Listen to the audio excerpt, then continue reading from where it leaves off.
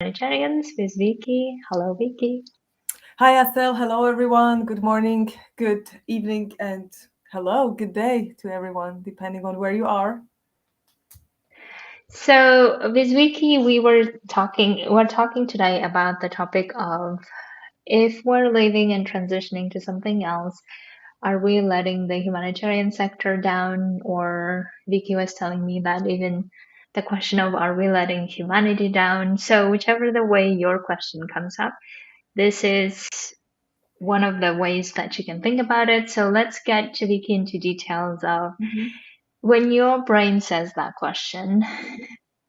So let's say, are you letting the humanity down? What Yeah, would you yeah, say?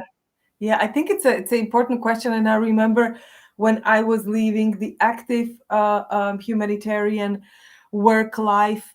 Um, it's one of the questions that popped in my mind, and I was asking Mm. myself, and I can imagine a lot of colleagues might feel the same.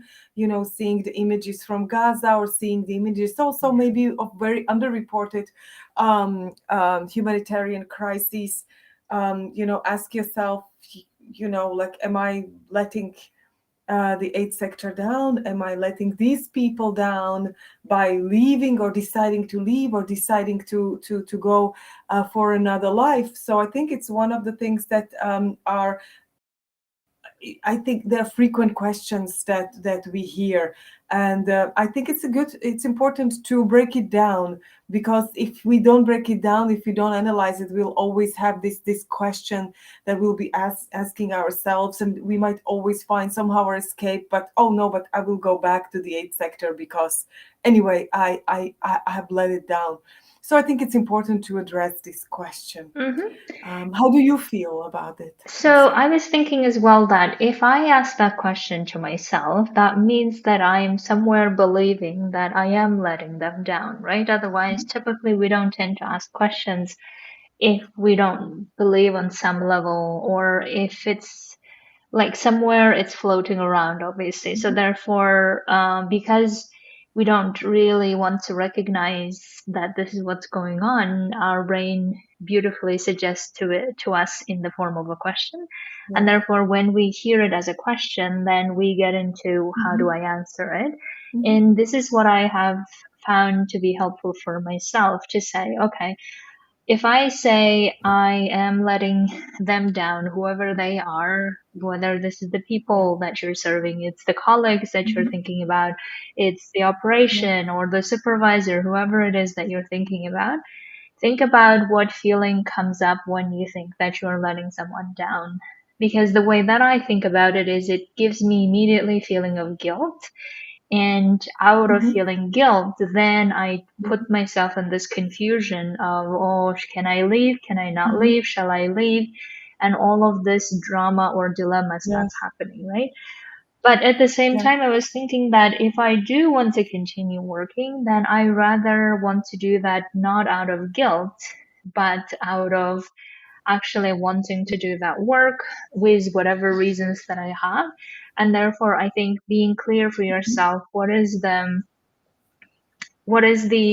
emotion that's attached to that letting Mhm. go or letting someone down, and if that feeling is guilt, do you really want to continue working out of guilt? And usually we as humans tend not to do a good job when we do things out of guilt, because we tend to compensate a lot, we tend to feel resentment a lot, we tend to feel obligation, and we tend to feel like we're choosing between ourselves or someone else, and it gets so like complicated. Instead, being honest with yourself to say, okay, is it something that you are wanting to do? Then you don't need to think about I'm doing it because I'm letting them down, but rather think about you're doing it because you want to.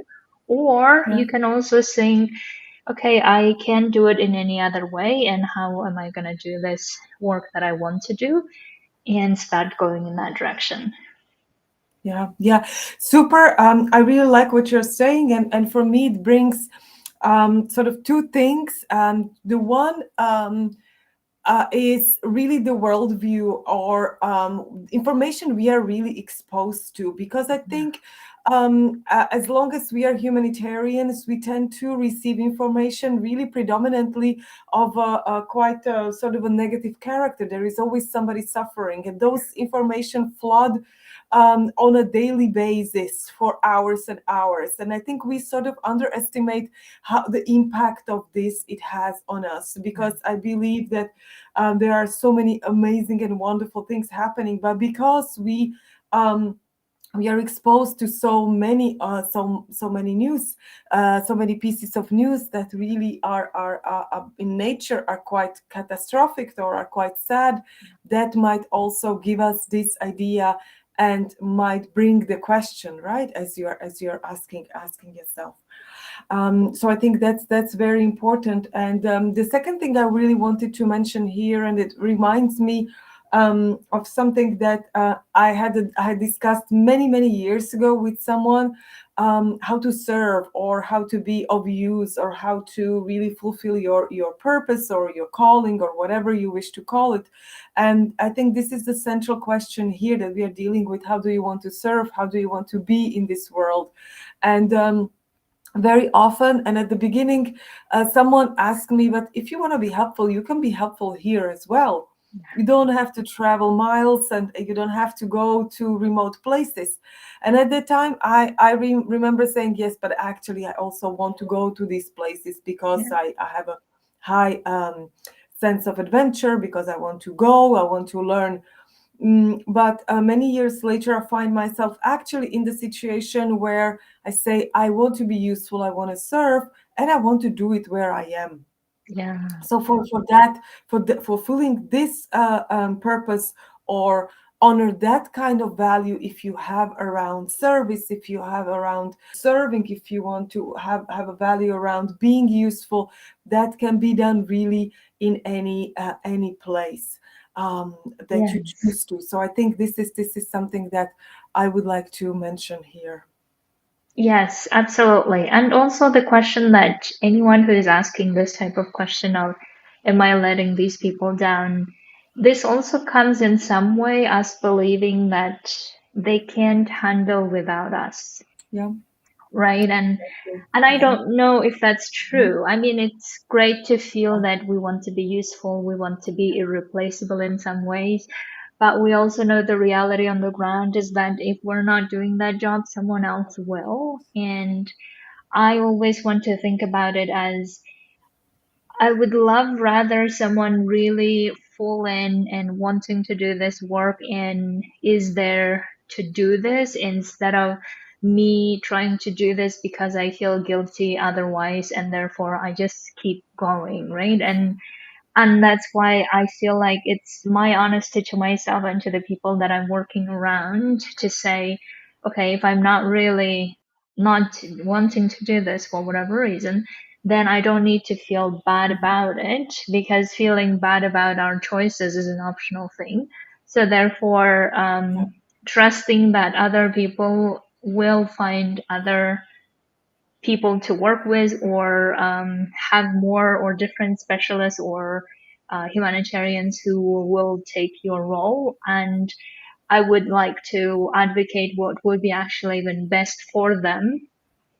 For them, probably is best someone who is full on in and doing this work instead of keep like in this dilemma of shall I leave or shall I not, and I can't or I can, and not really being there or here, and you Yeah. will not do a service to yourself and to the people around you as well. So therefore I think trusting that you they will find someone else in case, or they will find other resources, and also you being honest with that decision and not creating guilt around it is something that you can decide to work on it.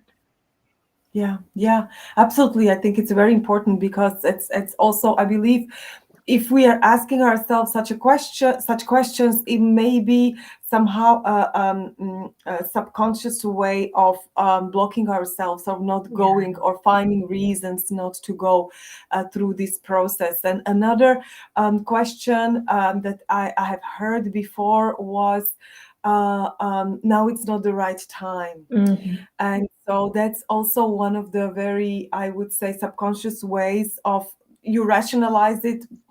There is a humanitarian catastrophe ongoing and you are involved in it, and you may say now it's not the right time because now they need me, but it's the same variation of the same issue, that if you really want to, or the question would be, so when would be the right time? Yeah. Because there is never really a right time for that, because there will always be suffering, there will always be crisis, and there will never be a situation where you will find no crisis that you can be engaged in. So Yeah. again, I would maybe just bring this question to the attention of our listeners or viewers who have these questions, that be careful, because there is something deeper hiding beneath that you're trying to convince yourself. It's likely that you're trying to convince yourself, Yeah. or find reasons not to do this transition that may look overwhelming and that probably looks scary. Um, yeah. Exactly. And also I think the similar type of question you can ask yourself when you are asking, okay, am I letting them down? You can also get curious. If that was true, how am I doing it? Right? What are the ways I'm doing it that makes me feel like, oh, I shouldn't be? Then maybe you can also check with yourself, well, if you shouldn't, then decide again what to do about it, right? Just because, like, we keep telling ourselves, I should do this, or I shouldn't, or I'm obliged, or I'm not. I think staying in that in between things is actually going to create more problems rather than us deciding, okay, Yeah. if I feel like I should, whatever your reason is, like your reasons for doing it, and go full on and do that. But if you feel Mhm. like, no, it's not really honest, or that's not my truth, and my truth is to leave, then also own that, and then take the next steps. And when you are doing this, you will notice also that, like Vicky was saying, that maybe it's just a disguised way of stopping yourself from going for something that you're scared of, which is very understandable. And then that's in that case, you can also again get very like honest with yourself to say, okay, what are the things I'm scared of? Like Mhm. uncertainties, like overwhelm, like you not being able to find something else, you will not know what to do, or all of those things. And it's rather important that you look at those things like with honesty and how you will solve it, instead of keep like disguising yourself or keep protecting yourself from going for these scary things, because sooner or later you will need to answer all of them. And it may as well be now when you're asking yourself questions, because if you're asking the questions, that means there is a desire for you to answer them. And the answers can be only given to you by yourself, obviously. Exactly. Yeah, yeah. Yeah. So those are, I think, very important questions that we need to ask ourselves. Should these kind of questions start popping up, about where is about betraying aid sector, or people used to work with, etc. I would also maybe like to mention a more positive focus, something that I've briefly mentioned, and that is really taking your calling or your purpose, or how defined your need to serve, or need to be in this world, and really digging deeper into those. This is exactly where you will find the answers as to, so what is next for myself, if I decide that this is that okay, I can be useful, or I can serve in different areas. Let's dig into it really, and think about, how do I want to serve, which is probably the most frequent question, or what do I want to do.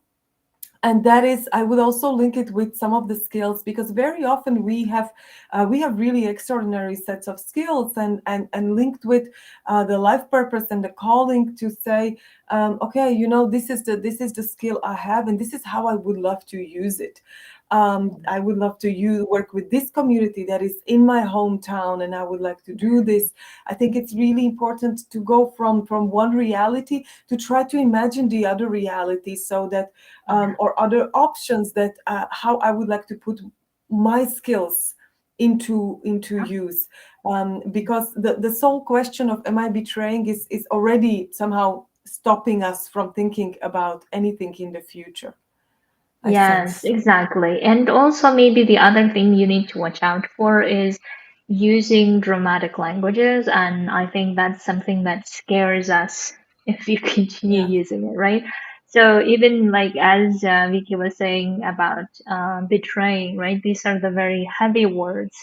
The Yeah. other one that letting someone down, I assume that none of us really want to do that, even like think about it alone, do it on purpose.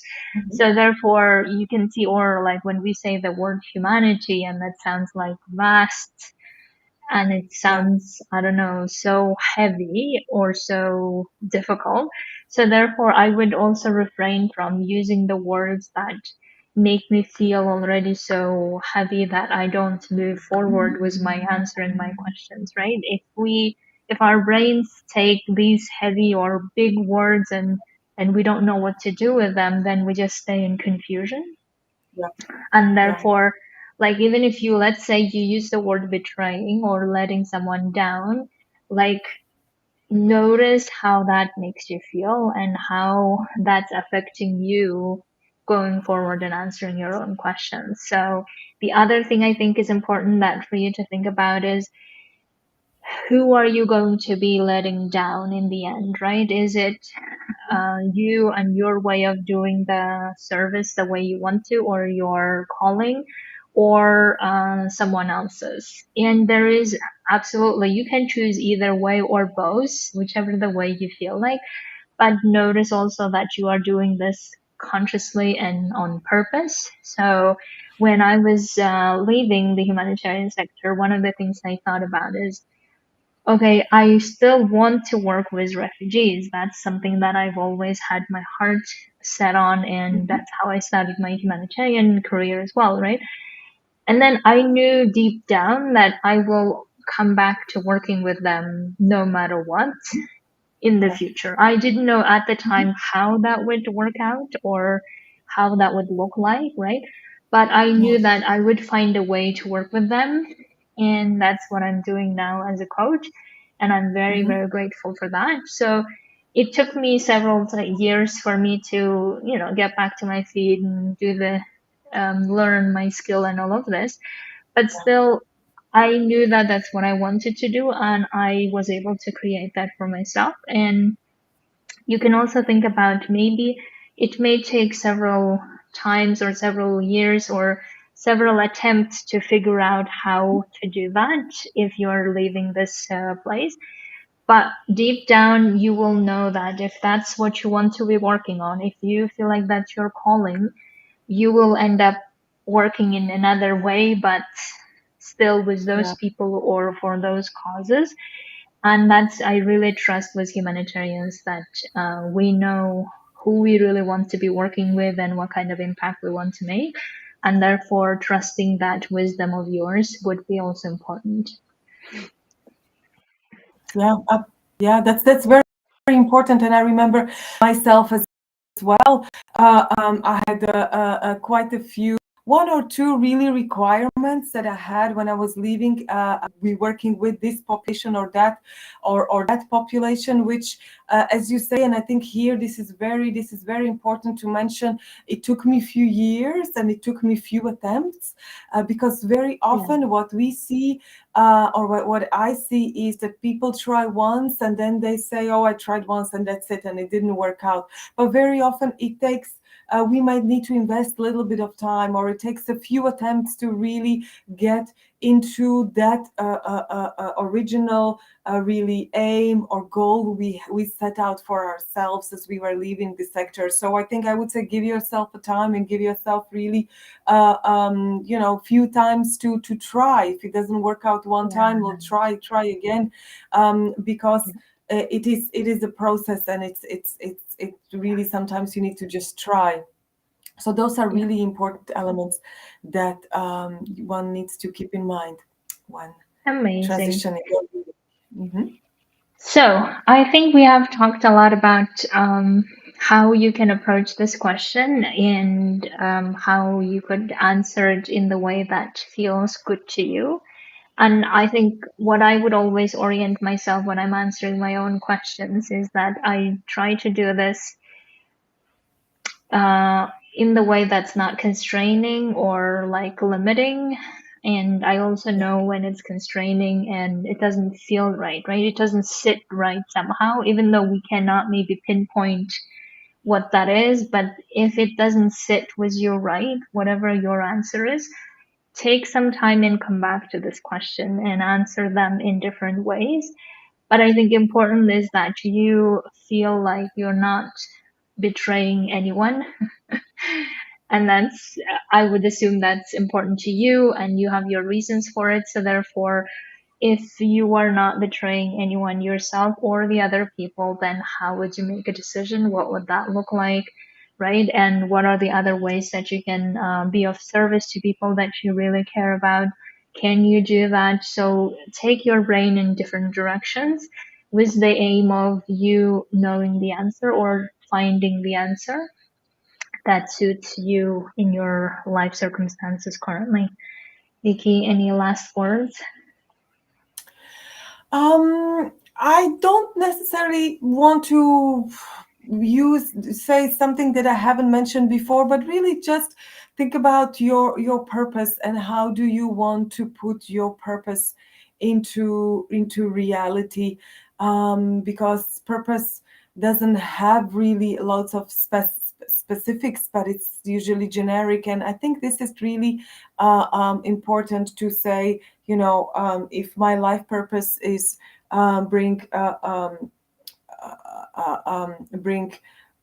understanding and bring clarity and easiness to people's lives, then I can do it. I can do it in many different regions. I can do it in many different areas. So I think this is really important to have clarity about what's your purpose, how you want to serve. Yeah, absolutely beautiful. So I think we have helped you answer that question, but in case you still have questions or you would like coaching, let us know. We'd be happy to support you in this. Until Mhm. then, have a beautiful week and thank you, Vicky, and see you Thank next you, time. Asel. Yes, have a beautiful week, everyone. See you next week.